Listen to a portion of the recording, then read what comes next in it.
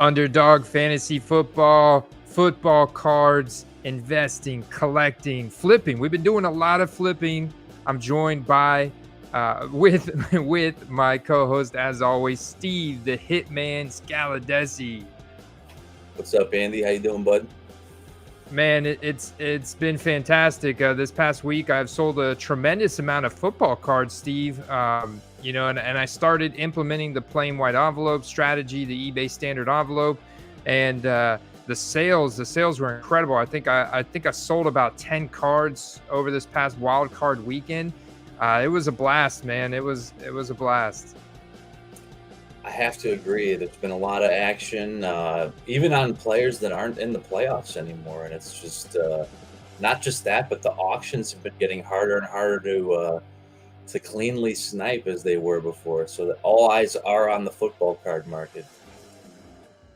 Yeah, there's so much elevated focus. I mean, even counting the Joe Burrow sales going back to historic performance week 16, 17, he's giving you even more sales right now. And I was breaking down just the massive amount of variety in 2020, which is a factor in that.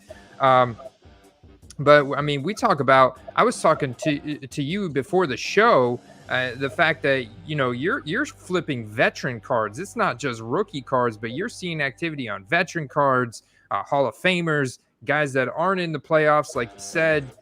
Is there any like big takeaway that stands out to you in terms of kind of like what you feel is super hot right now in the hobby, specifically in football cards, before we dig into our underdog pick'ems from last week? Because we did win some money, Steve. Okay. Yeah, I think I know that I'm not necessarily looking at the playoffs only, but looking at veterans, especially graded cards, maybe guys that aren't in the playoffs, you can get at a discount right now. And a lot of guys that maybe have some hype for next year, like you've been talking about Mitchell and a few other guys. The heat is starting to rise on them. Other people are getting wind of these things, so take action while you can and make those early investments, because the minute there's rumors he's going to a good team, it's already too late, man. Yeah, that's it, man. When those rumors come out, you immediately see that hype spike because there's people that got those notifications set. And there's definitely a lot of people that will run directly to eBay. There's a lot of us in this game now that we have a lot of fun with it. And I've been guilty of this myself, running to eBay and thinking I'm getting a good deal, but I'm buying so quick that I'm not taking the time to actually comp and look at the sales history, like look at where it was, just a couple weeks prior. And when I stop and take the time, I'm typically always overpaying like right then and there. Sometimes it's worked out to where those cards have kept going up based on performance and continued hype. And other times I ended up having to break even on the card, or even losing a little bit of money. And that's the thing, man. You can never be too early on certain guys, right? No, early is good. Early is good. Like you mentioned in your video the other day with the Cam Akers thing. I mean, you could have got his rookie ticket auto for the low to mid 20s, and now they're going for around $70 to $90. So, inaction is essentially going to cost you profit margin. You can necessarily grab a guy on a day he breaks out sometimes, but the margin in which you're going to be able to earn once you sell that card is down significantly. So true, so true. So I want to break down what happened in the wild card week, and I think there was some games that kind of went as planned. I think there was other games that did not go as planned, and it was some pretty interesting stuff. So I want to get some of your takes on that. I also want to look at the money that we won, Steve. We actually won a slate of picks. I'm super excited about that. So I want to look at that.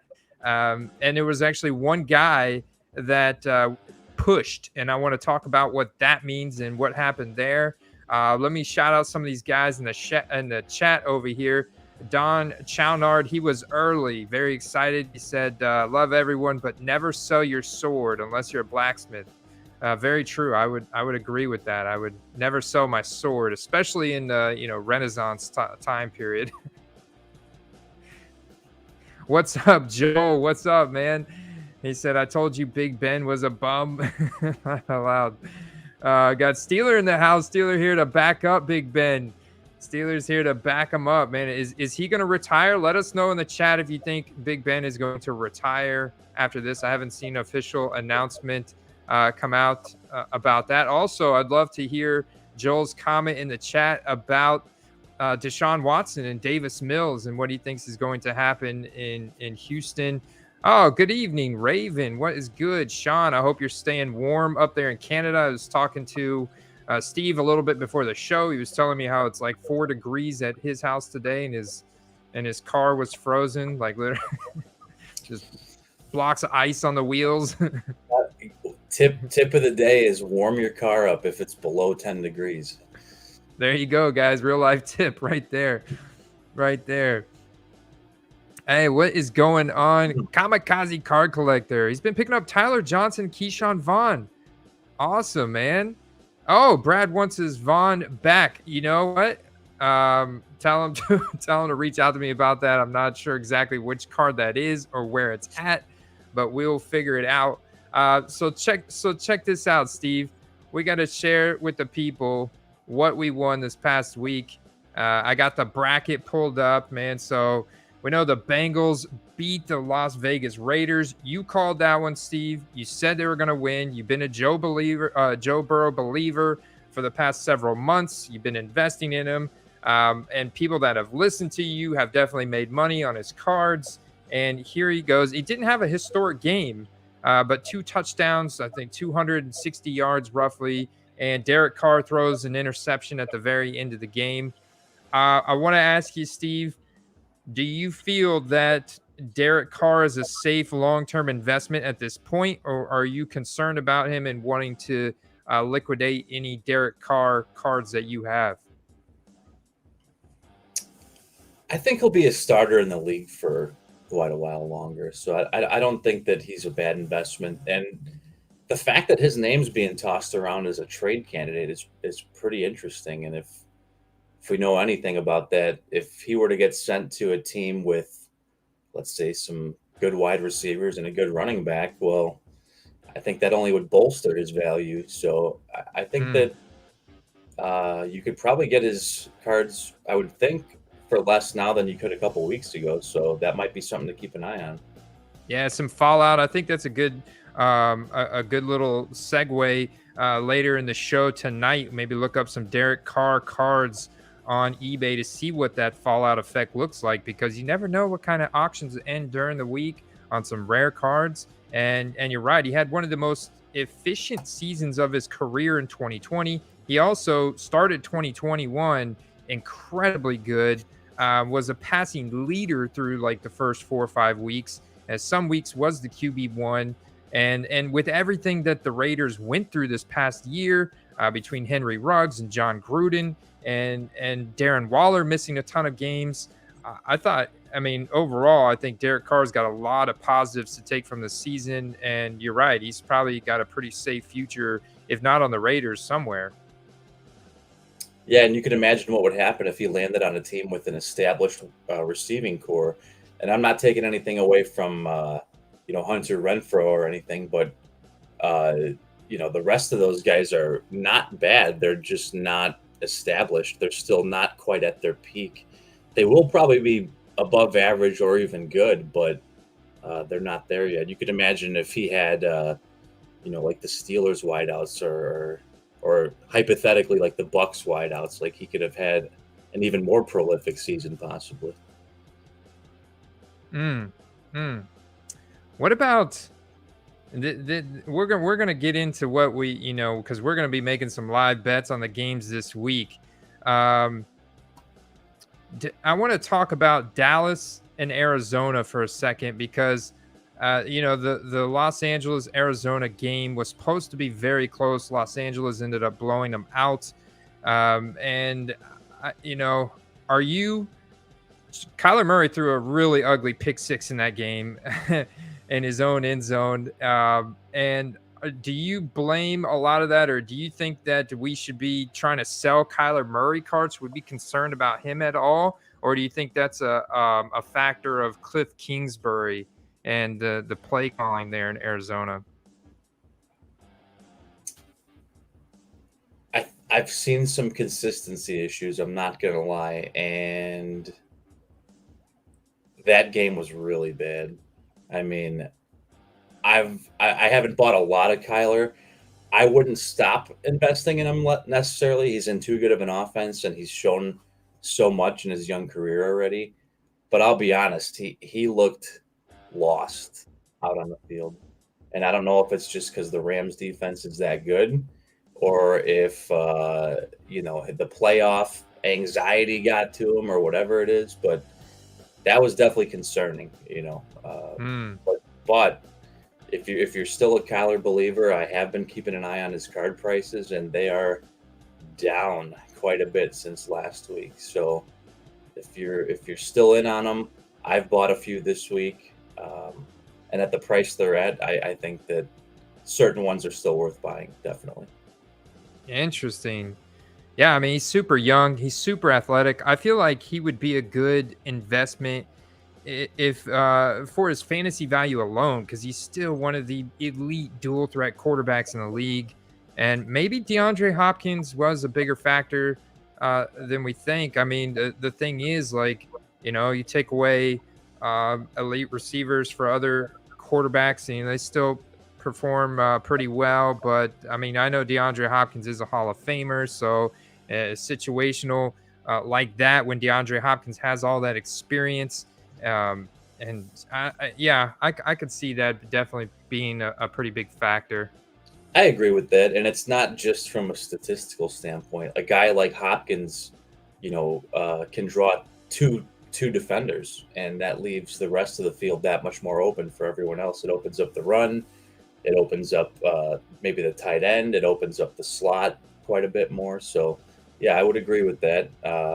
Should he have to rely on one guy to win? No, but that's definitely a reasonable excuse, if you will, for him not having the best game. Yeah. So what about Dak Prescott and the Dallas Cowboys, man? They couldn't get out of their own way in this game against the 49ers. There's all kinds of stuff we could say about this game. And I'm really curious to get your opinion on the fallout of Dak Prescott. And should we be concerned about his, long-term outlook? And should we be trying to sell his cards, our big investments in Dak Prescott? Should we be trying to get out of those? I don't think so. I don't know if that was a coaching malfunction or what that was, but everything was just out of sync. You saw a team that had so much momentum going into the playoffs just completely derail. And I was pretty bummed. I'm not even a Dallas fan, but I really thought that they were going to be a sleeper team in the playoffs this year.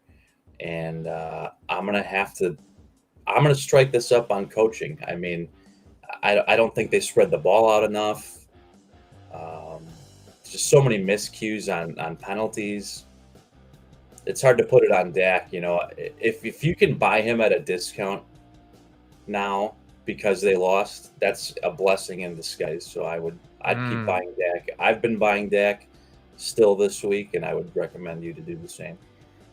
Yeah, I think his cards are gonna dip quite a bit here in the offseason after that loss. I think a lot of Dallas fans have got PTSD right now from that game for a variety of factors, like we talked about, and the penalties and just everything, man. And being at home and like the sun blinding some receivers there, and just the whole 9 yards, man. So let's go ahead. If you guys are just joining the live stream, go ahead and smash that like button, guys, because guys, we won a slip last week on Underdog Fantasy. That's right. So we're going to be doing more live betting on the divisional round of the NFL playoffs.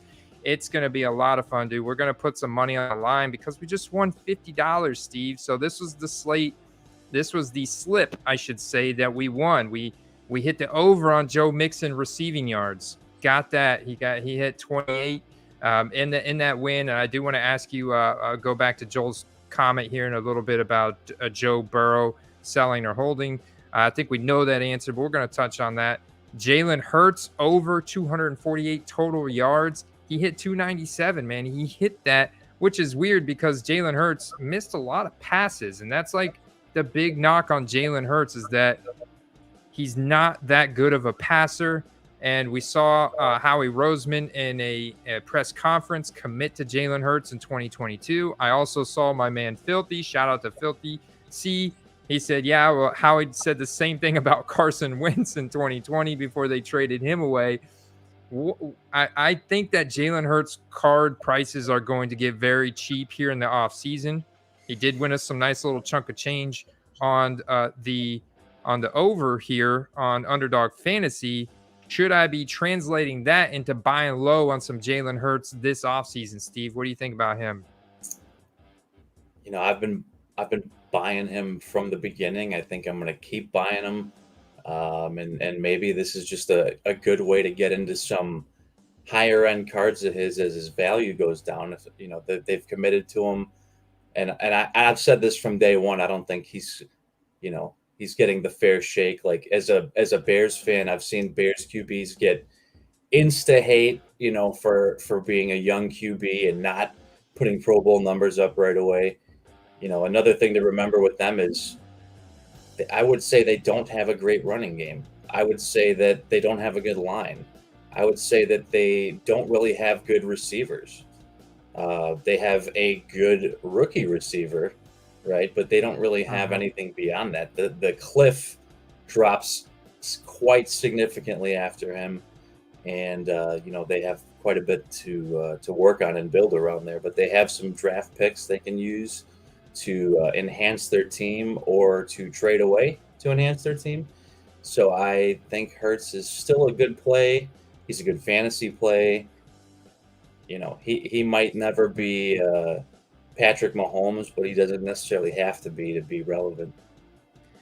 And that's what I like about him so much, because we've seen guys this past year that were going in 5th and 6th rounds of fantasy drafts that went out and had QB1 weeks, RB1 weeks, wide receiver 1 weeks. And it was like, whoa, even on a bad team, those guys were getting hype in the hobby. And we were seeing significant demand spikes on a weekly basis in their rookie cards. And look, Jalen Hurts didn't throw a touchdown. He didn't run in a touchdown in this game. And he still managed to hit the over on this yardage. And he still probably put up about 20 fantasy points. And I would buy low, dirt cheap on his rookie cards if they're going to be that low, just for his fantasy value alone, because with that kind of fantasy value, they're definitely going to leave him as a starter and build around him, like you're saying, until, for at least another season, I would imagine. Did you see the late touchdown he threw from a scramble? I mean, that was one of the cleanest. Oh yeah, he did throw the touch that Devontae Smith caught that. Devontae Smith caught that. That was incredible. Unbelievable play. I mean, so I'm saying, like, he's got. Yeah, that's right. He's got the skill set, right? He has the skill set. Yeah, I almost forgot about that one. Yeah, it was towards the end of the game, and what some people call garbage time, but the guy was very well covered. It was he was under a lot of pressure. Because, not one single time in that game did we let off the gas pedal. And in terms of Tom Brady didn't come out, our defense, starting defense was in there the whole time, bringing the heat. And he did make an incredible play that I remember that. And I actually cracked a second beer after he made that play, because I was like, what is going on here? But So we moved Saturday night. We hit the over on the Mac Jones interception. We got the interception from Mac Jones in the 0 temperature weather. He tried to keep up with Josh Allen. Josh Allen just went nuclear, just melted his face that night. Oh my God, 5 touchdowns.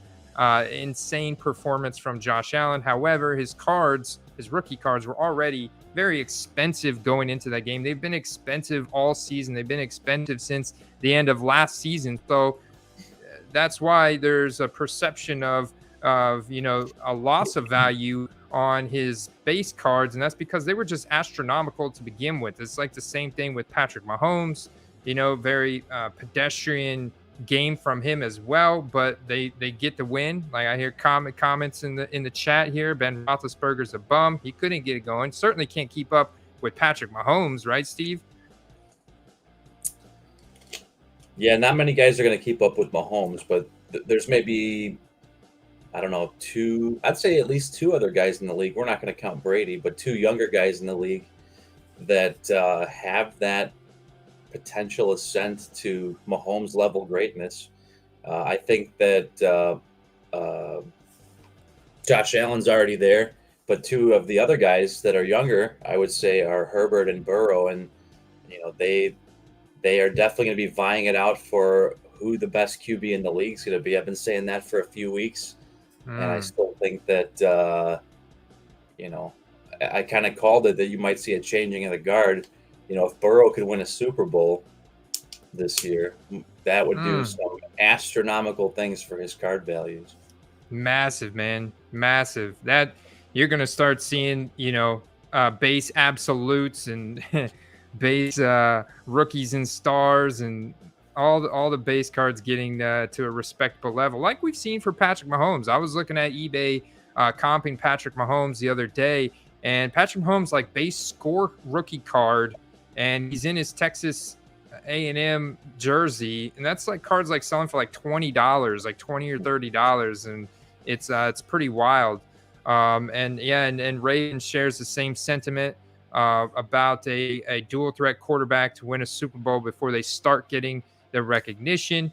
I want to touch on, we did hit the over on Devin Singletary, and then Leonard Fournette actually ended up not playing, so we didn't get any yardage out of him.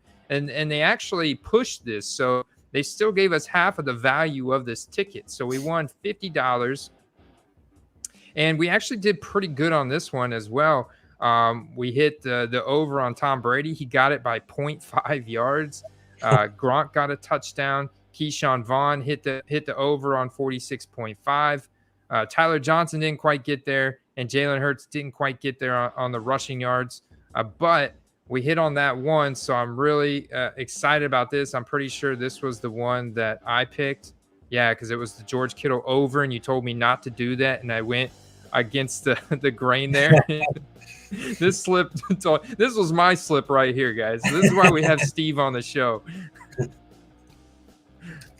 So if you guys are just joining the live stream, go ahead and smash that like button. Let people out there know that we are doing some live betting on Underdog Fantasy. And if you're a new user on Underdog Fantasy, we're about to do some live betting on some player prop bets this week. You guys can get an instant 100% deposit bonus using promo code QUEST. That promo is still good.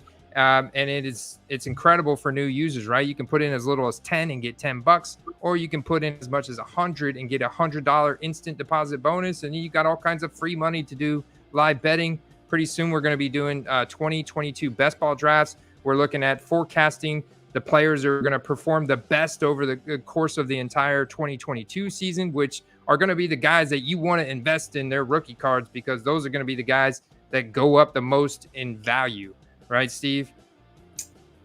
Absolutely. And I'm excited about, the weekly player prop bets every week, but I'm definitely excited about the best ball drafts and the prospect of doing several of them before next season. Because as we discussed before, I haven't partaken in any best ball drafts myself. So I'm really excited about it. And honestly, I've seen a lot of people doing best ball drafts already for next year, and I think that bodes well for both the sport and the hobby.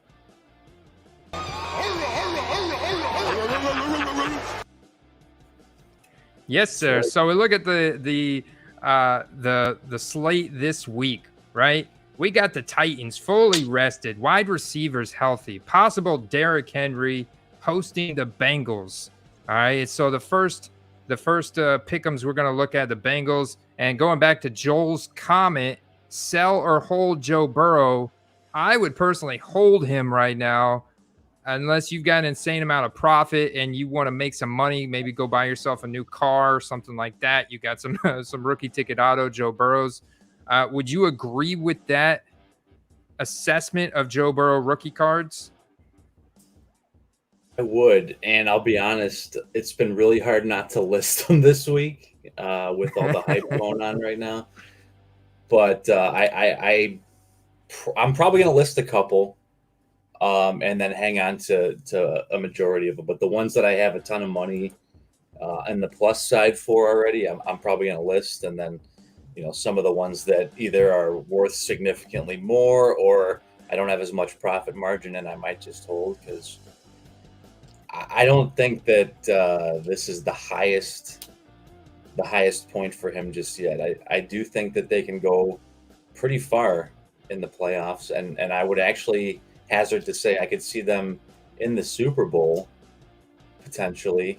And I think that if I had, this is not a prediction, I'm not telling anyone to go bet on this, but if I had it my way, Cincy would either be playing Tampa or Green Bay, and I think that would make for a prolific Super Bowl. It would get a lot of attention, and it would be two of the best QBs in the league, regardless of which of those matchups happen.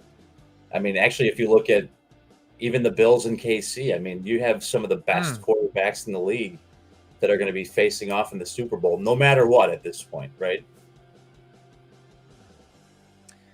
Very true. Very true. I was actually here. Let me pull this up because what's wild. Like if you look at the quarterbacks that are left in the playoffs right now, it literally are pretty much the best quarterbacks in the NFL. And the one anomaly is Jimmy Garoppolo here on the 49ers sneaking in at the number 6 seed. Man, they're the biggest underdogs left, with Jimmy G arguably being the worst quarterback left in the playoffs here. Maybe that and Ryan Tannehill here on the Tennessee Titans. So it's going to be really interesting. So you're predicting the Cincinnati Bengals to win here. Who do you got in this Kansas City Bills game? Because I'm getting a lot of different opinions from people on this game right here. I gotta say the Bills, honestly, they've looked way too good, and it's not how you start the season. It's usually the momentum you have going into the playoffs. And, they definitely didn't start the season very good, but they have looked legendary. They've looked legendary the past few weeks. They really have, man. I am actually picking the Bills to upset the Chiefs here in this game as well. I think the Bills are going to get it done, man, because they've got a chip on their shoulder. They lost to Kansas City in that championship game last year, in a game where they had some of their players injured. Stephon Diggs was playing through an injury. They were not at 100%. I think they are at much more of 100% right now, and I think they are coming full steam. They got a full head of steam that they're coming to Kansas City with, and I think they're going to upset the Bills. I'm with you. And a couple weeks ago, if you recall, I pointed out the random reassertion of Devin Singletary's relevance into the lineup, and he really burned me in fantasy this year, but he looks like an entirely different running back.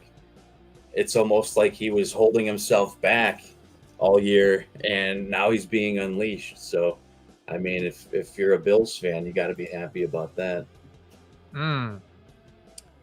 So true. So true. Yeah, he has been unleashed. You haven't even really heard Zach Moss's name. You also have seen him getting handoffs, getting carries, getting screen passes. So I think if they continue to play like that, they're going to take down the Chiefs here. Now, I got to get your opinion on this. Is it pretty much unanimous that Green Bay is going to blow out San Francisco, or do you think San Francisco's got a chance at all in this game? I think they can make a game out of it, but I'm not willing to say that it's favorable. I think Green Bay's got the better chance of winning that game, definitely. Not just because they're playing at home, but I just can't see Rodgers, losing to San Francisco. Now, San Francisco has been playing really good, but I don't think they've been playing great enough to win. Rodgers, I don't know. I think that Rodgers is going to lead them to victory in this game. If somehow San Fran wins, though, I could see Rodgers maybe immediately start looking at his options out of Green Bay.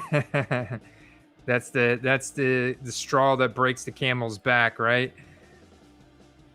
And he's out. I think they win.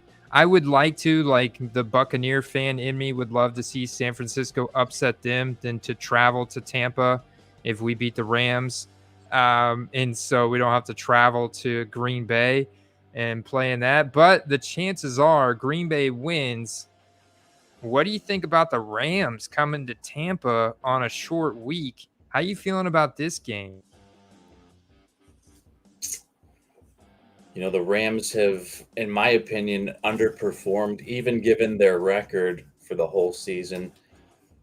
I think Tampa's going to win, and I'll tell you why. I think that it's going to be a great matchup, but I think that I've seen Stafford make some uncharacteristic mistakes this year when he's under a lot of pressure. And as we know, the front four of Tampa can bring the heat, and the linebackers too. I think a Shaq Barrett show is coming this weekend. Yeah, baby. Yeah, baby. Shaq Barrett, JPP, Vita Vea. Even the rookie, what's his name? Tryon Shawinka? I'm saying that right. Joe Tryon. Yeah. Joe Tryon. Yeah, he looked pretty good. He had a deflected pass. That was pretty good. Devin White, Levante David's going to be a Hall of Famer. And then Mike Edwards had another pick. He's always seems to be clutch. Antoine Winfield looked really good too last week. Yeah, Antoine Winfield. So I'm excited about the game. I'm really excited. I think it's going to be close. I think it is going to be close. I'm definitely believing in my guys here in this one, especially with Tom Brady behind center. So that's going to be wild because then that would be an identical rematch to last year's championship game with the Bucs going to Green Bay in the frozen tundra for the NFC Championship game again. Oh man, that game I'm going to be super nervous because then it's like Green Bay's got the chip on their shoulder and they're coming for revenge,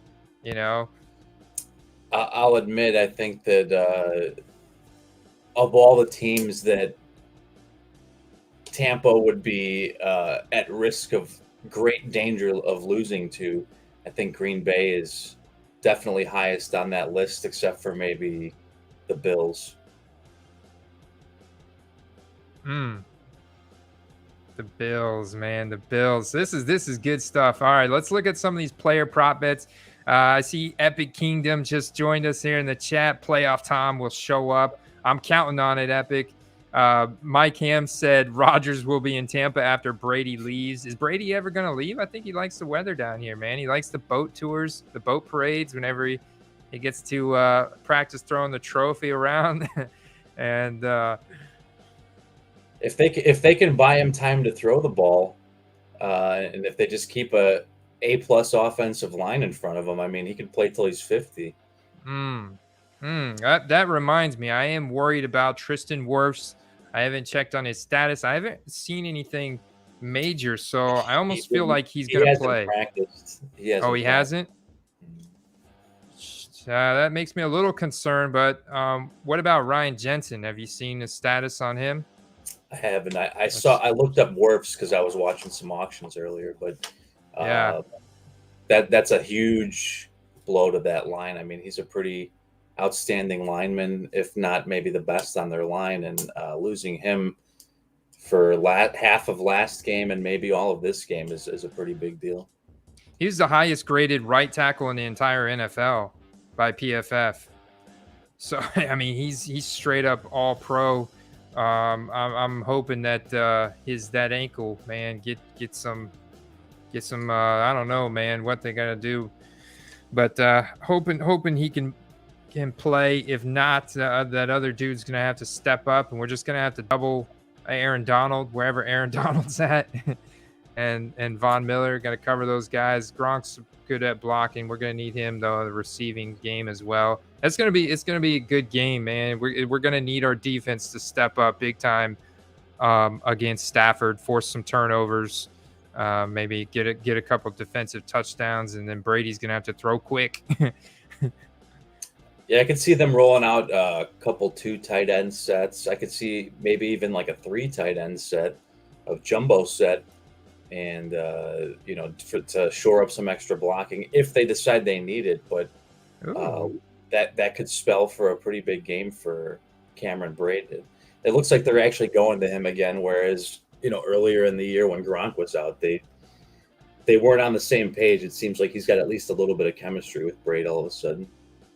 Yeah, he does, and he did have some chemistry with Brady in the playoffs last year too, if I remember correctly. Brady did have a drop that I was a little disappointed in. He's had a couple drops here and there, but he's normally pretty reliable, and I think he's got more chemistry with Brady certainly than OJ Howard.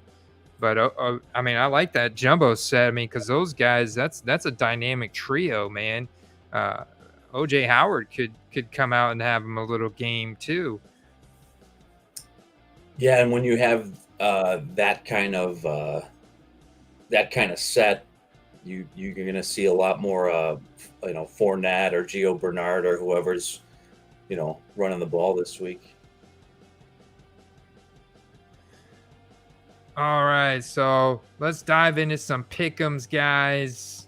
If you're new to Underdog, go ahead and sign up using that promo code Quest. Get that 100% instant deposit bonus. We're about to make some bets. We won $50 last week, so we're going to up the stakes this week.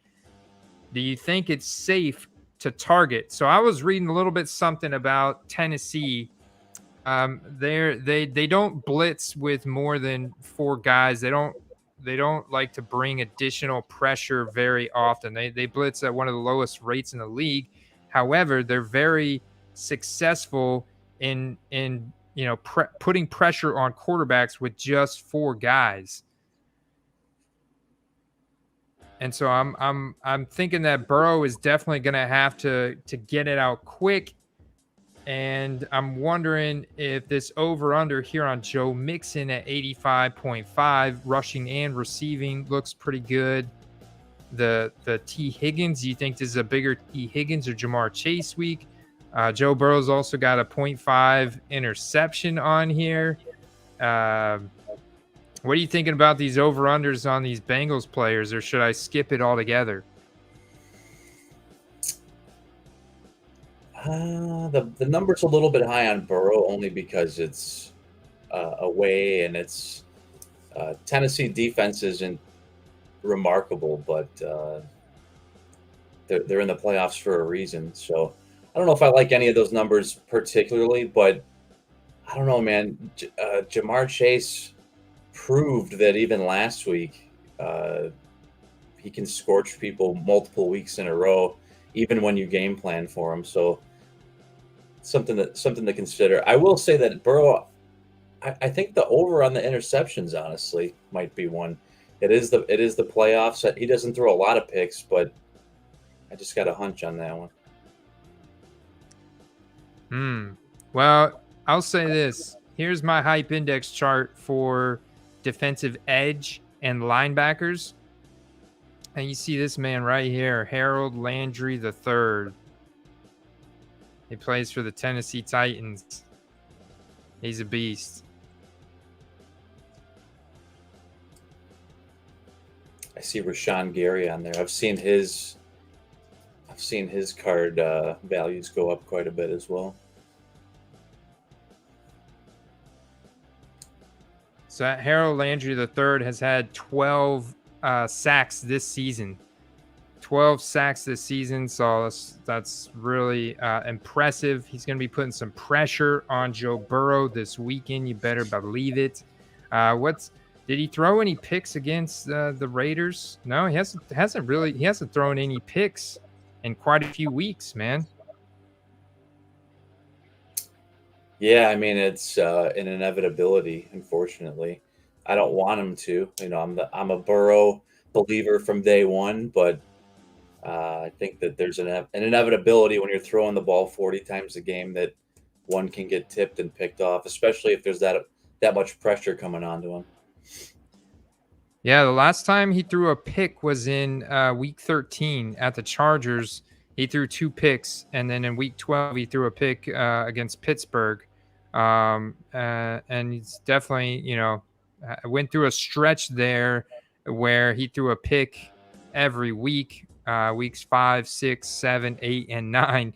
So I mean, it's just one interception, right? And with some serious pressure, while not bringing additional guys off of the defense to bring that pressure and getting to Burrow while still covering, the wide receivers very well. I think that could definitely lead to some interceptions, at least one. At least one. I like that. Who do they got? Have they had Boyd or Higgins out of the slot lately? It's Boyd, I believe, right? Yeah, Boyd is definitely the slot guy. That's if there's going to be a lot of pressure on the QB, I can see the slot maybe getting some extra work. But maybe we can revisit that if there's not any other better options down the road here.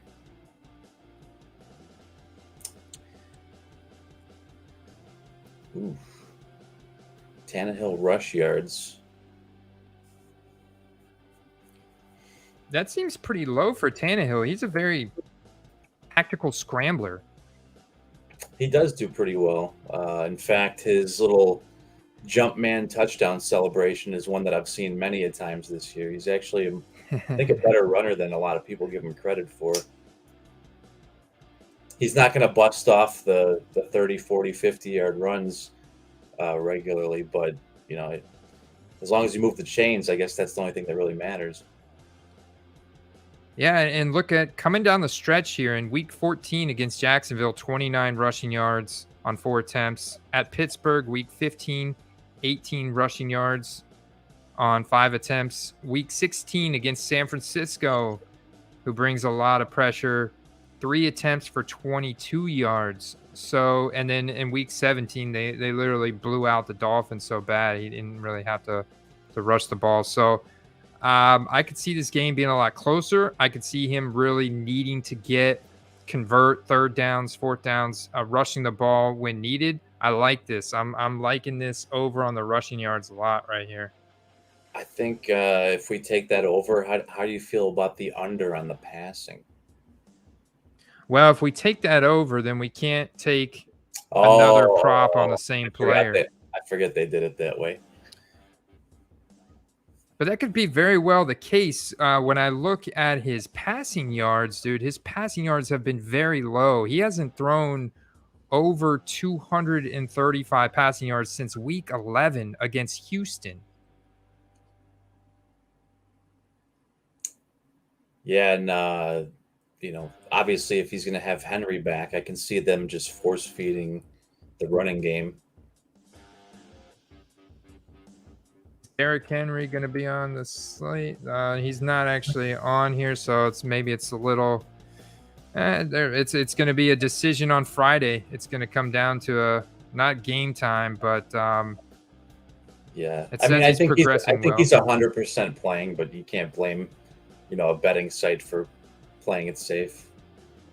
Yeah, he's been taking contact in practice this week, but the Titans must first activate him from injured reserve if he's healthy enough to play on Saturday. He's definitely playing. Yeah, he's playing. So he's going to be active. You also had Dante Foreman has played pretty well. Dontrell Hilliard's had some pretty explosive plays. So I don't know. What do you think is safer here? The under on I feel like he might go over on this only because he may be forced into a shootout with Joe Burrow and the gun show over there. Yeah, they both seem pretty safe. I think the rush yards is fine. Yeah.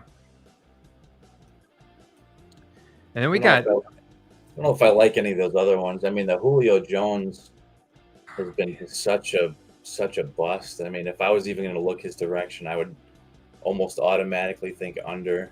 I think that they're just going to funnel the ball through the run game and AJ Brown. I don't know. What do you think about Julio Jones? I don't like it, man. It's so risky. It's so risky because I mean, he has been so volatile this year. I'd rather go AJ Brown 75.5. I mean, we could go under though. That's the thing. I guess a lot of times I'm looking for overs on these, but we could certainly go under. And I see your comment here, Brady, about Van Jefferson. We're going to talk about some Van Jefferson here in just a couple minutes. What's up, Nate? Listen to house over from Outrage Jew, over from Clear the Cash podcast, guys. You guys should check that out. He said Jamar Chase already the best ever. What do you think, Steve, in terms of Jamar Chase, wide receiver? I don't know if he's the best ever, but that connection with Burrow is legit. Yes, sometimes you don't have to be the best ever to have great chemistry with your quarterback. You know, I'm not ready to give him the crown just yet, but for a rookie, he looks outstanding. Outstanding, man. Those couple drops in the preseason that people were worried about, not so much a concern anymore. Yeah, I'm sure there's a lot of people kicking themselves if they passed him over because of the preseason stuff.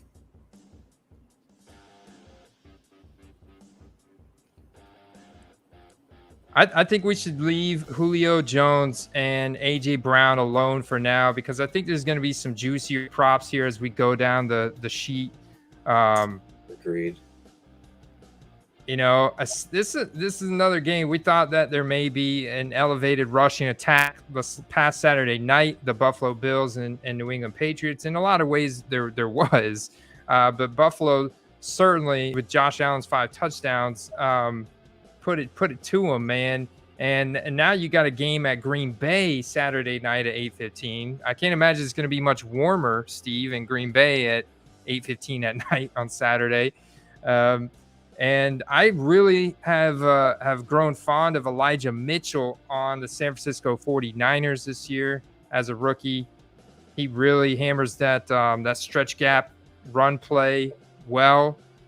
And he's been racking up some yardage on that. Are any of these props also Deebo Samuel, as much as he's turned in like a Cordell Patterson, but even more of a receiver than Cordell Patterson, which is pretty wild to see.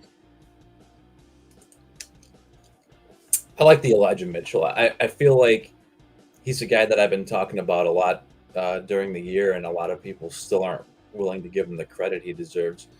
He doesn't have the name recognition. He doesn't have the draft capital. But if you look at his output, it doesn't lie. I mean, he's been really, really good. I don't know where he fares in comparison and rushing to the rest of the league, but you know, he's a great part of why they are where they are in the playoffs right now.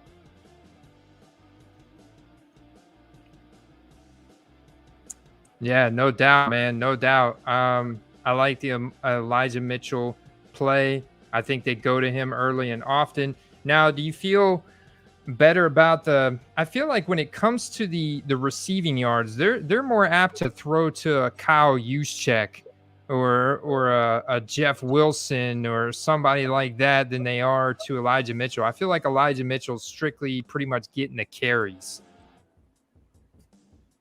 Yeah, it does seem that way. He does get a couple catches here and there, but not a ton. And actually, I think that they activated Raheem Mostert, I want to say. Oh, wow. Yeah. So I don't know how much that's going to eat into the workload, if any. But I think at this point, they're just going to use him as change of pace because Mitchell's proven he's got that job locked up. I think that the one bet we got to look at is I think the Ayuk over is not bad, but maybe another Kittle under. Are we willing to go that route? Oh man, well, it would have played out. It would have played out well again. But it's like how many times could we go back to that under well on Kittle? I mean, the commentators were talking about it. It's like they were talking about it all game. You don't think that that San Francisco's watching this? Like, yeah, we need to get Kittle more involved, or like what is going on there? I think it's just a matter of defensive game planning. I mean, I think they realize that if they shut him down, then Deebo Samuel essentially has to beat them by himself because they're going to factor in the run game no matter who's in the backfield. But as far as the receiving game goes, I think that's why you've seen an uptick in Ayuk's production the past few weeks. I think that directly correlates with Kittle's lack of production. I feel like they don't think Ayuk is the same run after the catch kind of guy. So if they just blanket Kittle, then they give themselves a better chance. That's what it seems like to me. Say what? I'm doing it, man. I'm going under on Kittle. I'm gonna do that. How many picks are we at? All right, so if I go over on Elijah Mitchell and then under on Kittle. On the other side, though, we got some pretty decent props here. Aaron Jones, Alan Lazard, only 38.5 receiving yards. Josiah DeGuara, 15.5. I haven't seen his name called too much. I don't know. The pass yards for Rodgers is kind of low, but what about Devontae? It is the playoffs. It's the playoffs, man. San Francisco has got a weaker than average secondary. Packers ain't no fool. The Cowboys only targeted CeeDee Lamb once or something crazy stupid in that game last week, and Troy Aikman was roasting them for it. I did not understand that at all. Yeah, it was wild. And Aaron Rodgers and the Packers, ain't gonna happen. Devontae Adams is gonna get plenty of looks, plenty of targets in this game. In fact, he just does his thing. This would be like a pedestrian game for him to have 93.5 receiving yards. I feel all right about it. I feel pretty good about that. I mean, I feel like with it being the playoffs that they might lean on him even more than they normally do. So, yeah, I almost feel like if we take that, I feel like this is not. I should probably. I'm wavering on the Elijah Mitchell over here on 77.5. But you released the Raheem Mostert news, and we're going under on Kittle. We're taking the over on Devontae Adams, and I feel like we still got another couple games here to look at. Let's do it. Yeah. I'm gonna remove my pick there, and of course we can always do some multiple slates, but this is gonna be one big one. We're gonna put in a nice little pretty penny down on it. Big flex. Mr. Van at 35.5. Now we can talk about Van Jefferson, Brady. I know you like some Van Jefferson. This isn't the home. He's not playing in the Gators Stadium, but he will be in Florida, where he's used to playing in that nice, comfy Tampa air, in that humid air. I'd like to see that 35.5 go over. What do you think? It's so low. I mean, this could come from one play of Van Jefferson, one deep play, and Odell Beckham could throw it to him. I mean, you get one play, Van Jefferson out there. We know how well he releases and he gets that target separation, man. I mean, I don't want to see it, but he could get one off on Tampa Bay big time, easy. Yeah, that's 35.5 is a pretty favorable number, just because it's like you said, it's one play. It could be one busted play. It could be a screen for all you know. I mean, it won't take much for him to get 35.5 unless he's just outright denied by the secondary. So, but like I said a couple weeks ago, Tampa secondary has been known to give up the occasional big play. So could happen. Oh man, and we got the Tom Brady 1.5 rushing yards on here again. This one is always so tempting, but this is like we just need to get that one QB sneak, Brady. Let's go. I feel like they should give you like 5-1 odds on that one. But last time I hit the over on that, I actually got it. But that was like, yeah, it was 1 week that I went for that. Gronk's over is not bad. I don't think that's too bad. 66.5, not at all, man. Not at all for how many targets he's been getting. His usage in the receiving game, not at all. Do we have room on this slate for that one, or are we gonna? Are we tapped out? I'm not sure. Actually, 1, 2, 3, 4, 5. Oh yeah, we're tapped out on this right here. Yeah, because you and I are both Bucks fans. We can definitely juice out the last two games there. Boom. I'm gonna put $10 down on that slate. Yeah, I'm gonna go ahead and scroll down here to this slate. Go over on Gronk. Even the Mike Evans one is pretty low, I feel like. It is relatively low.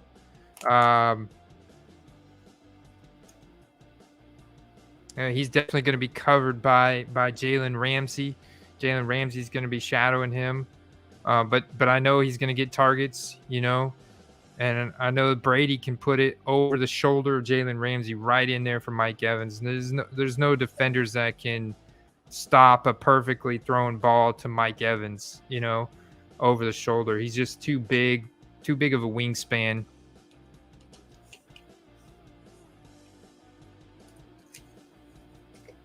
Yeah, Jalen Ramsey's a tough cookie. I mean, he can be beat, but I will say that last week he looked really good. He did. So did Mike Evans. He went 10 for 117 and a touchdown. Yeah, because it's I would say that if Chris Godwin wasn't injured, that might be a little bit of a high number. But Tom Brady's still chucking the ball, and he's got to throw it to someone. So who's he going to look for? His guys. Mm-hmm. Brady he's going to be looking for his guys. He's going to lean on his guys, and his guys are Evans and Gronk. The chemistry, the timing hasn't been fully there between him and Tyler Johnson. You saw a couple miscues last week, where Brady was expecting him to zig when Johnson was zagging, and Johnson slowed down, and he was supposed to keep going, this and that. So yeah, the timing wasn't there. I think you're right, especially in that type of game environment. He relies on his guys. I think this on the passing yards as well. I mean, if we're going over on Evans and Gronk, how about an under on Tyler Higbee? Yeah, I'll take that under. I don't think I'll tell you what, they have used him more recently, and that's the only thing that kind of makes me somewhat hesitant. But he's a guy that will get you like mid to upper 30s yards and score 2 touchdowns. He's, for whatever reason, he's not a field stretcher. He doesn't typically get a ton of yards. So unless they game plan to use him more specifically this week, if you're just basing it off of the season that we've seen so far, that's definitely a safe number to go under on. I dig that. I'm going smashing the under on Higbee. Now we got the grand finale, Buffalo at Kansas City.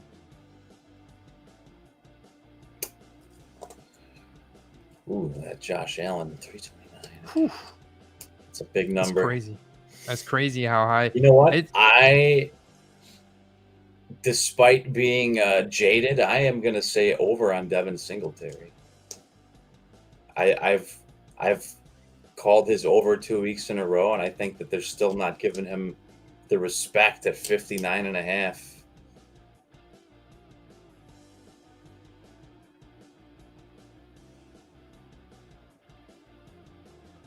What do we got for the Chiefs? Oof. Those are big numbers.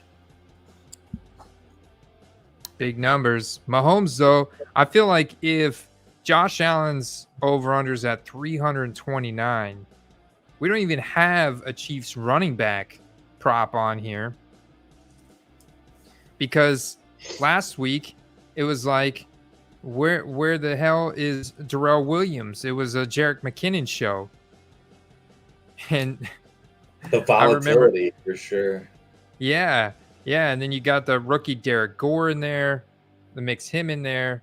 They've been kind of all over the place. One thing that I do see as constant is the Mahomes and Travis Kelce connection. Maybe some Mahomes rushing, 23.5. I feel like if Mahomes is going to turn the Jets on in a game, it's going to be against Josh Allen putting up, 5 touchdowns. What do we got for Hill's numbers for the past couple of weeks? Because I know he hasn't quite had the boom type season that he has in the past couple of years. But what's he done so far the past couple of weeks? Well, he had 5 catches for 57 yards and a touchdown last week. If you go back to this is his career. Yeah, if you go back to week 18, it was resting at Cincinnati the week before, only 40 yards receiving. Pittsburgh at home in week 16, only 19 yards. But then at the Chargers week 15, he did kind of go nuclear. That game had 148. Week 14, 76. Week 13 at Denver was only 22 yards. Been very volatile this year. Yeah, I don't like that. I don't like that one at all. Kelce, I think, has been like the only marginally consistent receiver on that team. Mm-hmm. I want to say he had 100 yards last week. Did he not?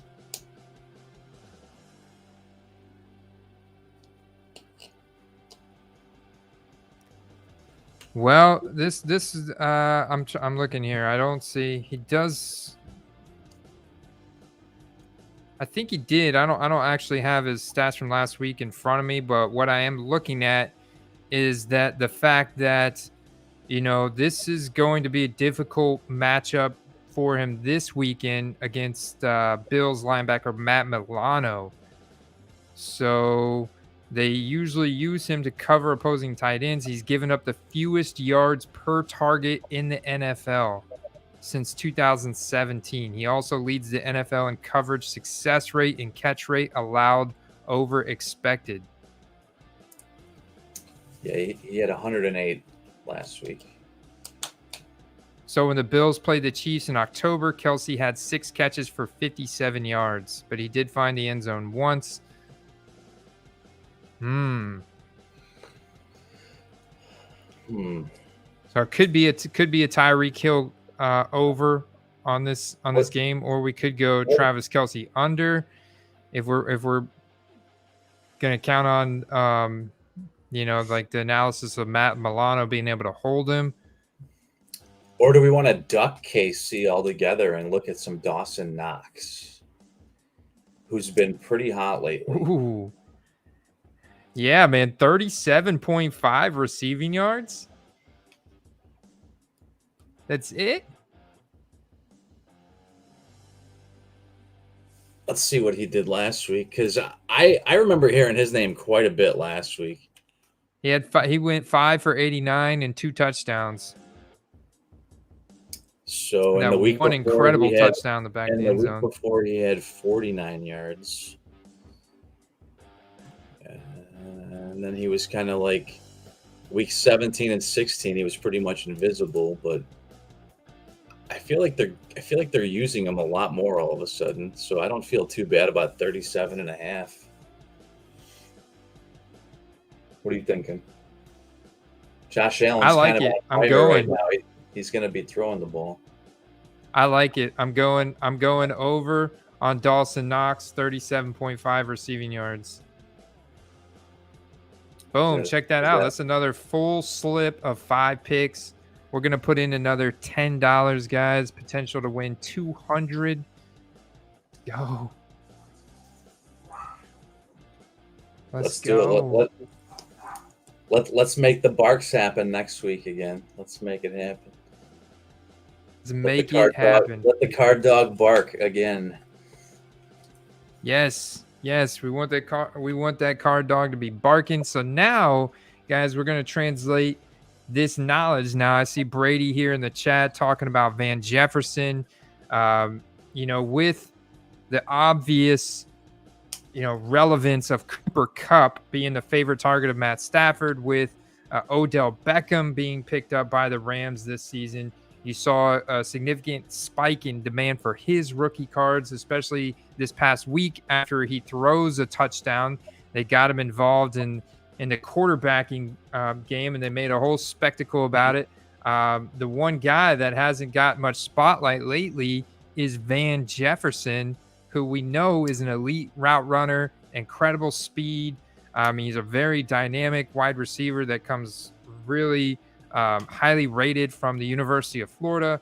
And I'm curious to see if there's any potential snipes on him this week heading into this game. We just smashed the over on him at 35 passing yards. So if he's going over and exceeds expectation, then we could see a demand spike for him from that performance. And you definitely want to get in early on these guys. He's a 2020 rookie, so he's got a long time to go. While we're doing that, Brady's question about the Van Jefferson. I've been trying to win one in auction recently. I think you could probably scoop one for about $12 or $13 in auction. If you're looking to just buy one outright, you can actually find them on ComC for around 15 or 16 bucks.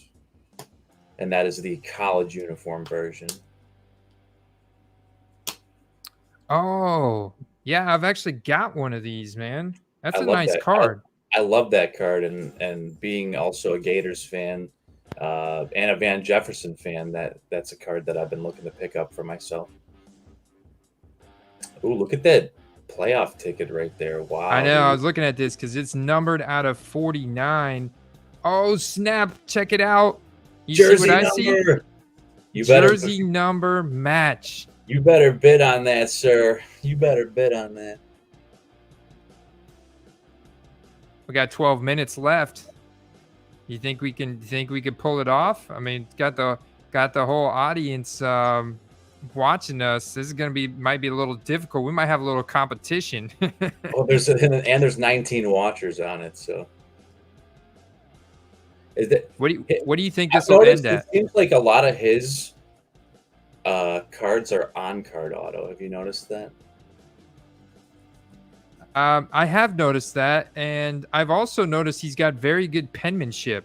Like, he actually took his time to sign these cards very nicely. He takes a lot of pride in everything he does, including the way he signs hundreds of cards at a time. Can you imagine they send him an entire case of cards and they're like, here, sign every single one of these and send them back to us? Or, I don't know how much time they have to sign these, but it can't be fun signing 1,000 cards at a time. Oh, definitely not. Definitely not. But I think it kind of bodes well that he's actually signing the cards, So that must mean that he took maybe an extra step to make sure the cards were signed in person rather than the stickers. I will say this too, since we're on the Van Jefferson topic. His coaches have said that he's shown immense talent and signs of greatness with the upside in which they haven't seen in a long time. So I have to agree.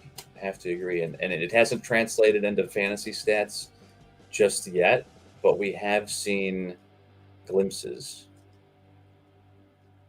Yeah, we have seen glimpses, and we see it there. It's like, man, that target separation, and he ripped off a big play last week, and he totally burned a defender. And something like this is like a perfect one for me right here. I know it's red in the background, but still the blue on the ticket and the blue Sharpie and the on card. And this is ending tomorrow at 1:15 in the afternoon when a lot of people are going to be distracted. I could see myself, potentially getting this for less than $30 and numbered out of 199. This is the kind of card when he does break out, there's a little smudge on the autograph there. I'll say that. I don't like that, but otherwise, when he does break out, this is the kind of card that you could easily sell for $70, $80 due to the scarcity. Yeah, it is. Despite not being a color match, it's an optic. It's numbered, and I think people that are buying rookie ticket autos know that when you see a colored background or an ice background, that you're automatically looking at something that is serial numbered or short print right away. There's another one, man. That's nice. I wonder if this is not okay. So that is a sticker, but still wonderful penmanship. That's a nice looking Prism Silver auto there. I can't say with 100% certainty, but I don't think I've seen a single Prism auto that was on card. I think they're all stickers. Yeah, no, I think you're right. I think you're right. And that may have something to do with the card texture or something. There's your card, Brady, right there. I like this card. I've got one. It's really thick. It's a much thicker card stock. You can kind of see how it's making the penny sleeve, and he's got it in a thicker top loader there. It's a thicker card stock. It's a really nice card. And I think I got mine. I mean, that's the thing. You could find these in auction for potentially less than $20, depending on when it's ending and everything. This is that's a really nice patch, by the way. Yeah, that's a nice patch. I'll tell you what, man. They say you learn something new every day, and in regards to the hobby, I learned a lot about patches in the past couple weeks, and it never occurred to me, other than the obvious. Like, I was looking at a Keyshawn Vaughn card with a big patch on it, and it actually had the pirate ship on it. And I was like, nice. That is amazing. Like, I would love to have that. But in smaller cuts like that, I never quite realized that the amount of colors on the patch, if there's like a part of a letter or a number visible on the patch, like that actually drives the price up a lot. And I didn't really know that before. And it's just something to be aware of, when you're looking at these cards. Very true, man. Because a single color patch just like this right here, just a white patch in there, that does absolutely nothing for me. But if all of a sudden you add, blue with the white stitching around a part of the number and then some white, it's like, wow, okay, that actually looks like part of a jersey. It's because it's bad enough we already know these modern cards aren't from an actual game. The best we get is like an event, some kind of rookie card Panini event where the players were eating hors d'oeuvres and there was an open bar and they were signing cards and putting on 40 jerseys at a time. It's I was just going to mention that. It's funny that you say that, because I remember seeing a video of a guy wearing, like, it had to have been like 20 to 25 jerseys at once, and it wasn't like a meme. Like, he actually did it, and they did it for this purpose. Like, a lot of times these guys, it's like, oh, player worn, and it's like, okay, well, they should tell you what layer it was. Maybe it'd be more valuable if it was like the one that touched the skin or whatever. Yeah, this was a jersey worn on the bottom layer. This actually touched Jonathan the serial Taylor's number is what layer it was. I'm trying to comp and see what the playoff. Joel's saying here he got an optic playoff ticket, an optic playoff ticket auto Jonathan Taylor back in the preseason for $100. And see, that's the thing. Jonathan Taylor was good, but he was sliding to the second and third round of fantasy drafts. I'm not sure if he slid all the way to the third, but I know in almost all my drafts that I did, he slid to the second at least, and he finished as the clear number one running back. Oh, he said it was just a rookie ticket, optic rookie ticket auto. But for $100, that's the kind of guy that has gotten up to several $100s for his rookie ticket auto. Did you get numbered out of 75 for 100, and look at the value of what that card is today? So, Joe, good job, sir. That was a snipe. Got him. Got him, sir. Nice pickup, man. Yeah, I kind of saw the writing on the wall with Jonathan Taylor myself, and I didn't go too big and go for the rookie ticket, which I kind of wish that I did. But I picked up a lot of like optic negatives and prism negatives, and a lot of those mid-range cards that I was able to pick up, and 2-3 times my money, no problem on. That's wonderful, man. That's wonderful. I had a few. I had the black prism silvers. I had some nice little short print stuff. I had a field level silver, and so I had some decent short print, base short print type stuff. Nothing too rare. All hindsight's 2020. But that's why I'm getting in early on some of these guys. Now the question mark is hold or sell. I think you got to hold Jonathan Taylor right now for I don't know. What would you do, Steve? I mean, obviously he's 4xing his money, but I feel like football cards, yes, they are very hot right now. People are definitely reflecting on the season. Jonathan Taylor is all over the media for being the clear number one running back and what he did in 2021. He's also going to be the number one running back taken in our 2022 best ball drafts. I can almost guarantee it, right?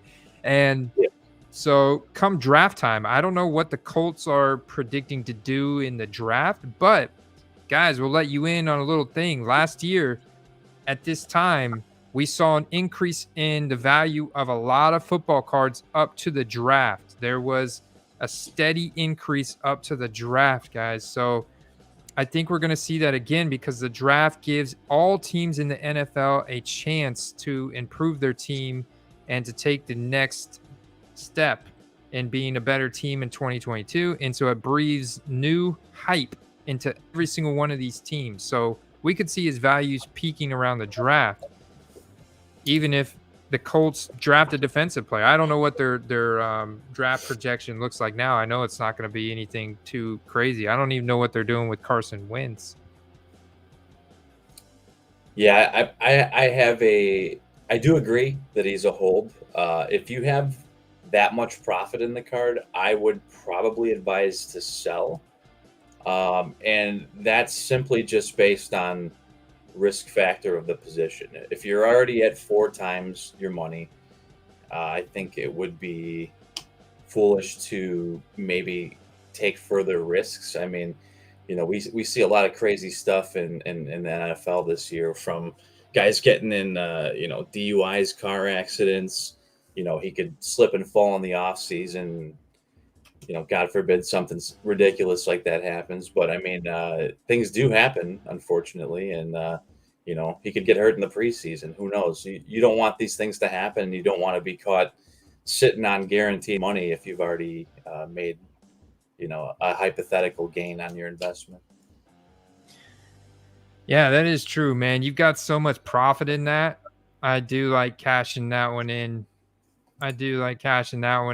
Especially if you list it in a buy it now format. Maybe you list it for like $500 right now, dude, or send it to SGC and get it back in a month, and potentially get a SGC 10 on it, and then sell that thing for potentially close to $1,000 or $700-800 here at draft time, because that's a really rare card. Those cards just aren't floating around in the marketplace, and you've got so much profit in that. You could do some pretty fun stuff with it, But I definitely think we're going to see football cards peak around draft time this year. Is my prediction, and more reasons than just breathing new hype into all the teams. You don't have hardly any other sports activity going on during that time in April. And so people are now like hungry for some NFL activity, and the draft is just a big hype show. Is what it is, Steve. It's a big hype show, man. All these picks, I mean, it's all speculation. So we're not only going to be speculating on what, drafted players are going to do, but we're going to be speculating on 2022 performance metrics and what rookie, and we're going to want to parlay that with rookie card investments and other football card investments. And so we're going to see a lot of values peak around draft time this year. What's interesting is you're talking about the draft, and the draft has always been obviously a vital part of the league, and it didn't really have that synergy with the card market as much as it does right now. But I think one thing that's really important to note about the draft is that if you've actually watched the draft, like people have turned this into like a party. It's almost like the awards show for football, like in a way, you know what I mean? Like, cities were duking it out to see who could host the draft, and it brings a lot of revenue for that weekend to that city. So I think that the draft has evolved to the point where it's a focal point more so than it was, not just from an essential standpoint in the league, but to the media portion. Very true, man. Very true. It is a big party, and they bring all the people, all the fans. And if I remember correctly, it's going to be in Vegas this year? That I don't know. I know that I'm 99% sure Chicago had it a few years in a row, and I don't know that they're having it again this year, but I know they tried to for sure. So I'm curious to see. Yeah, Paradise, Nevada, man. It's going to be in Vegas, bro. Nice. So what's cool about the draft happening when it does is, right at the end of February when the Super Bowl happens, you only have, a small window of downtime, and then you're going to have all the draft rumors and all the free agent rumors and yada, yada, yada. And then the draft happens, and then before you know it, you'll be playing football again. So it's kind of a nice continuation of the season unofficially. I love it, man. That's the football cards and the hobby has, breathed new life into my off-season activities, and creating content around it has been a blast, man. I love the off-season, to be honest with you. I love it because you don't have the week-to-week, grind of keeping up with all the performance metrics and all the opportunities out there, and trying to manage your fantasy teams and on a week-to-week basis, as well as keep up with the content and the analyzation and everything, and the hobby. And so it's in the off season, you could really double down and focus on the hobby. It's a lot of fun. And I think for people like myself that don't necessarily watch college football, that little two-month window before the draft is just a really good time to just do a little reading on the guys that are coming out. If you're not familiar with them already, there's going to be drafts where you're going to be like, oh, look, it's so and so, because everyone and their mom knows that name. But then there's drafts like this year where I'll be honest, I'm not really familiar with any of the guys coming out, and that's okay, because I have plenty of time to do my research. As far as the NFL goes, they're not yet on my radar.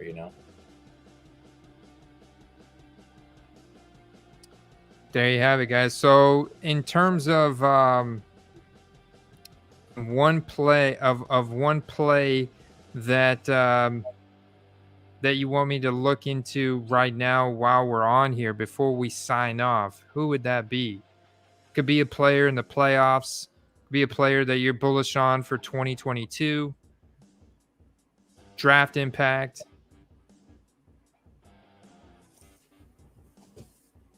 You asking the chat?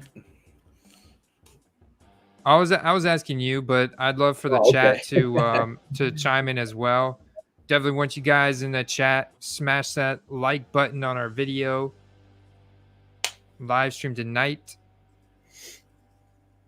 Yeah, I think that we've talked about Keyshawn Vaughn, so we won't go too deep into him. But if you've bought any Keyshawn Vaughn cards or are just starting to buy them, I think you'll quickly notice that you haven't quite missed, or maybe you haven't missed the entry point. But there was cards of his like the orange discos and lasers and whatnot that I was able to pick up for under $1 on ComC like 4 or 5 months ago that are now selling for $4. I mean, that is a massive jump. That's a big multiplier.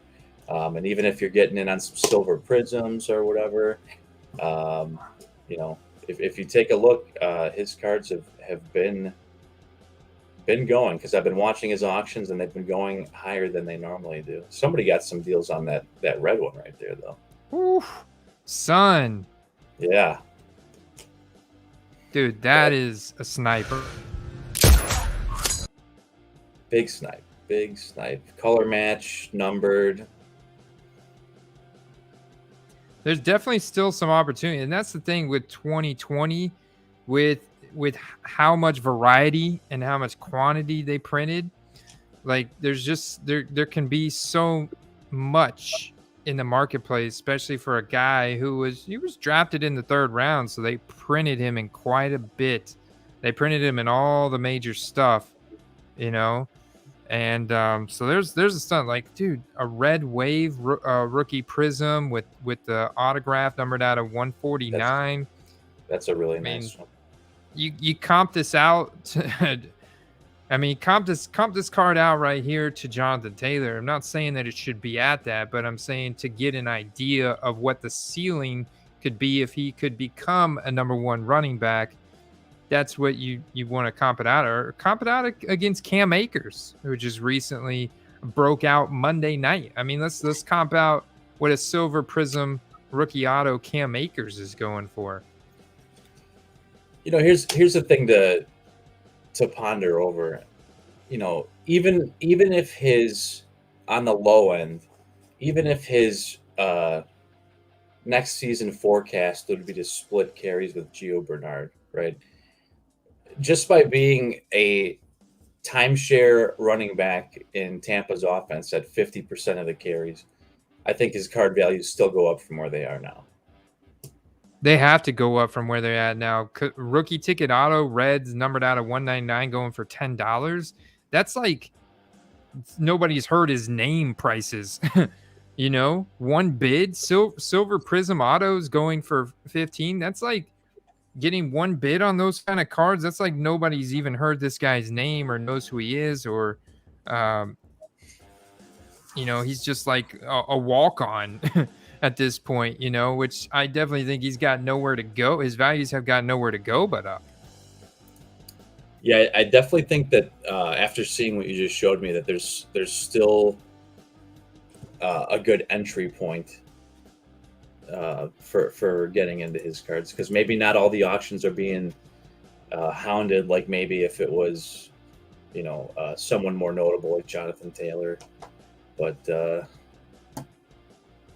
that's a nice card, Cam Akers. See if we can look Joel's card up here. Says he's got a green I think he's saying green field level.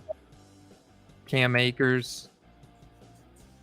Green acres are the place to be. Let's see, 3 out of 5. Oh, that's sold. That may be the one that he bought. I'm undersold. Did you buy that card back on October 30th, Joel?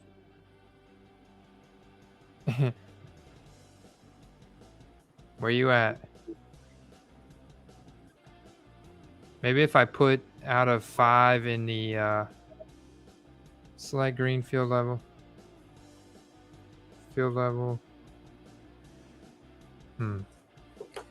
Andy, what do you think about? I know he's not in. I know he's not in the playoffs anymore, but what do you think about next year's prospects for Dallas Goddard?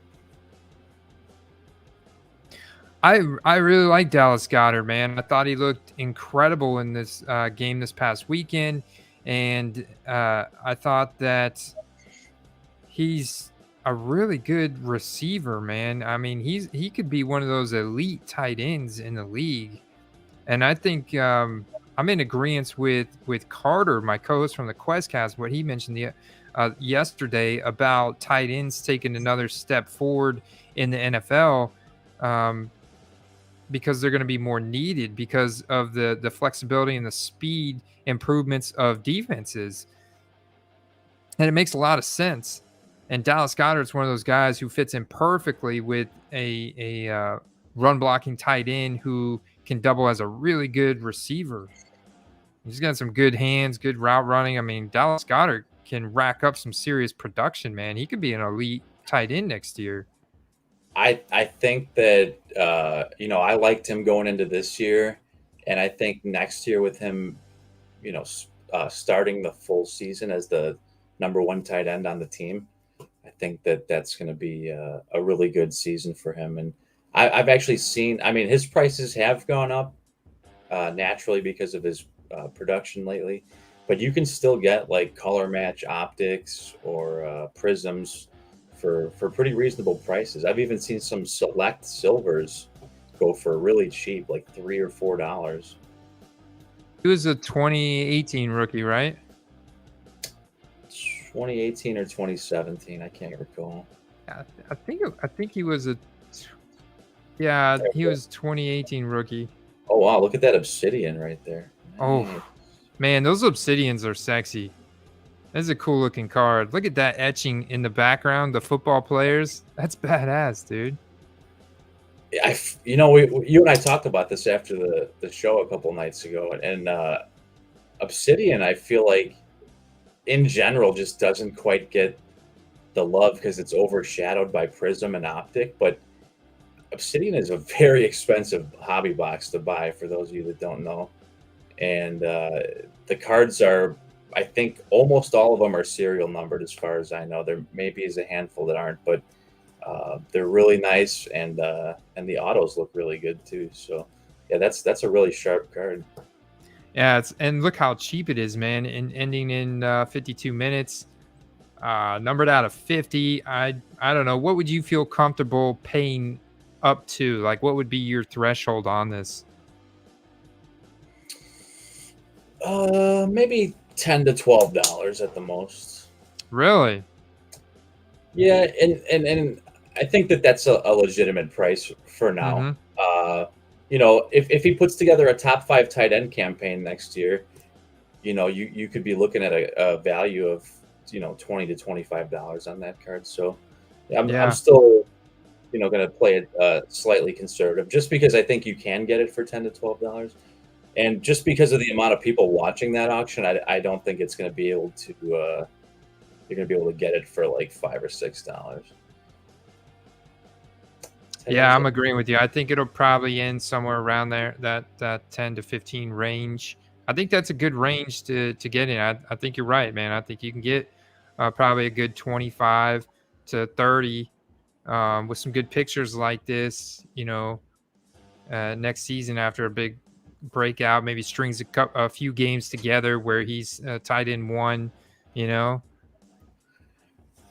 In regard to Joel's comment about the tight ends, there was a point where I would have agreed with that, but nowadays these guys are basically wide receivers, right?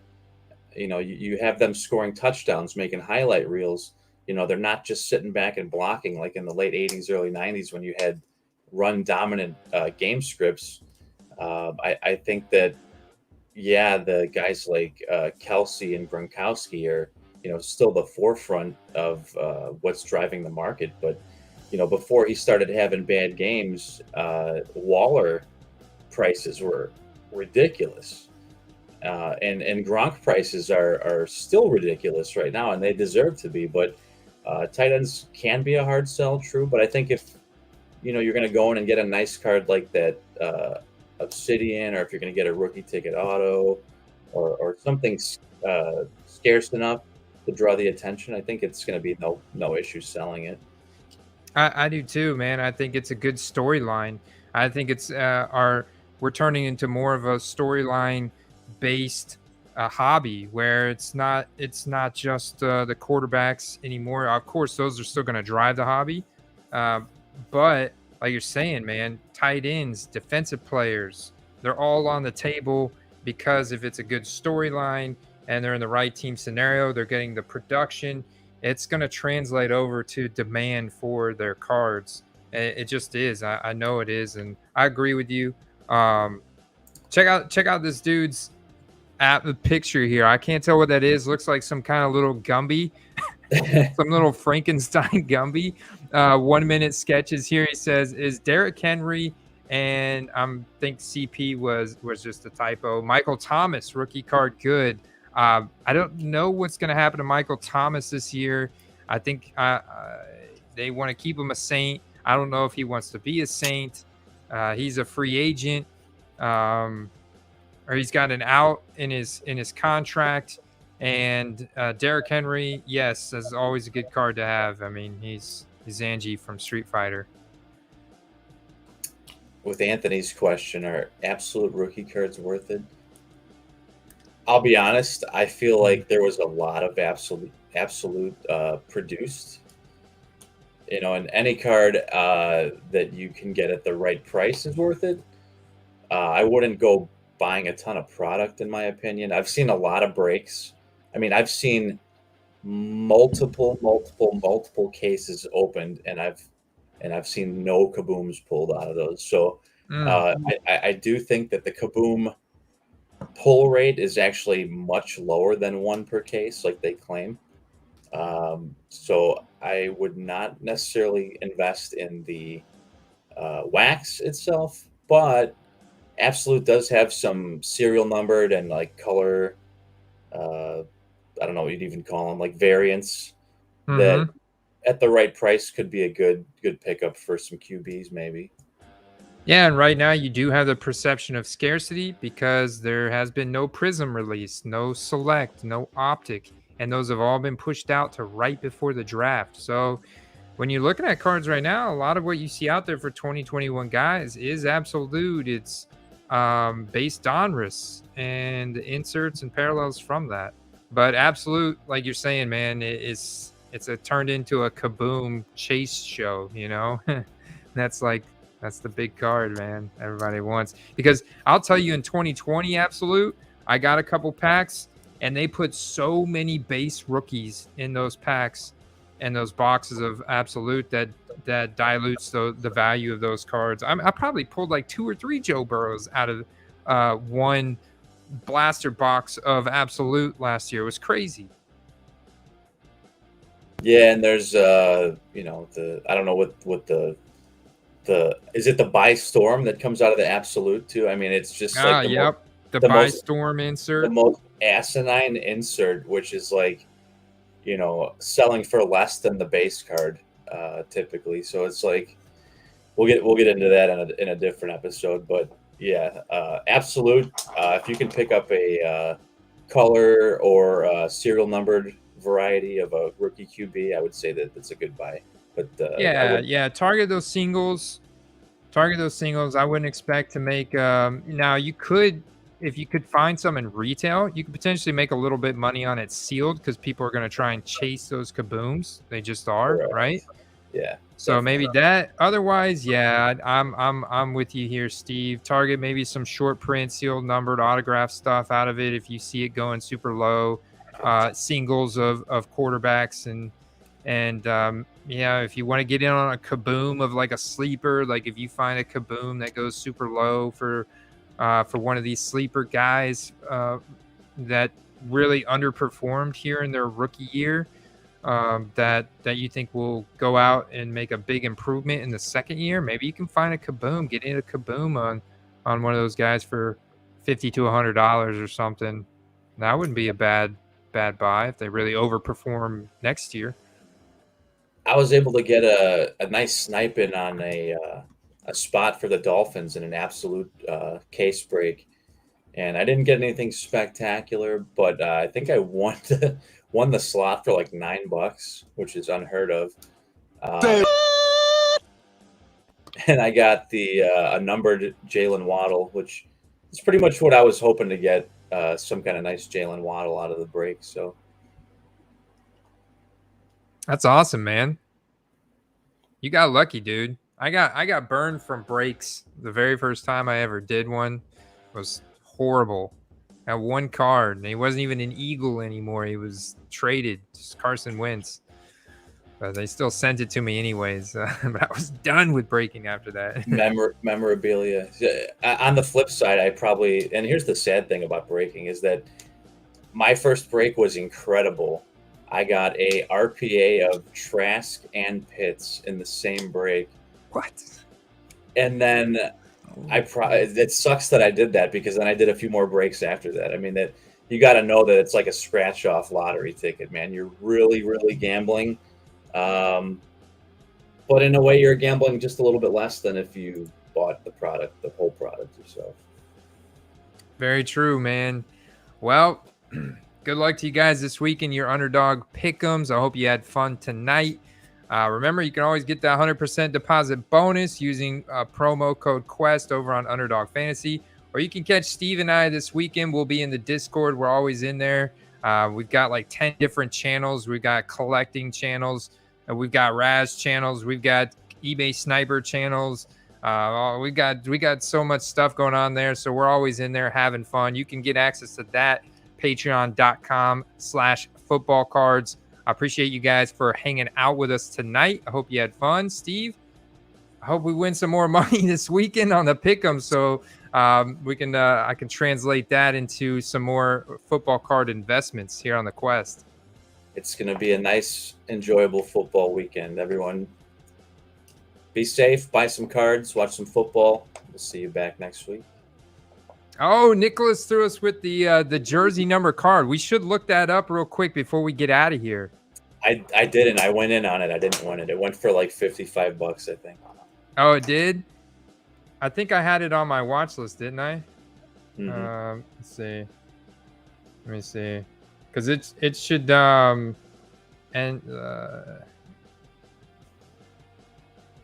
ended recently. How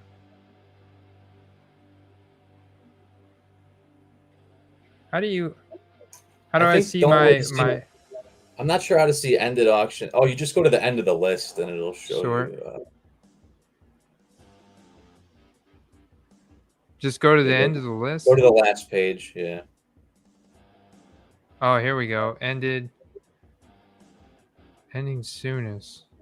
On my phone, I can see it a lot easier. There's like a tab that shows you. It's like ended, watching, ended. Yeah, it's a lot more easy, more simple on the mobile, because it'll just there we go. A tab, set a tab over. Recently viewed. Duh. There it is. Recently viewed. There we go, guys. It went for 58. That's actually not bad. What we were looking at, it was what, at 34? Mm-hmm. That's not bad. There you go, guys. I put in a last second bid at like 52 and didn't get it, but I didn't think I was gonna. Like, I honestly thought I was gonna go for like 65 to 70. That's not a bad value though. Still, man. Jersey number match. This card should be over $100 all day, especially that rare with the jersey number match and everything. Yeah, that card should be worth over $100 all day. Somebody's gonna make money off of that card. I still think it was a snipe, don't you, Steve? Absolutely. Yeah, if somebody gets that graded and he has a coming out game, that's gonna be $300 to $500 card probably. That's right, guys, and that's why you tune into the Quest. That is why you join the Patreon and get into Discord with us. So we'll see you guys there. We'll see you guys next week. We figure out what happens. I hope you guys enjoy all the games this weekend. Peace. Peace. Arr, arr.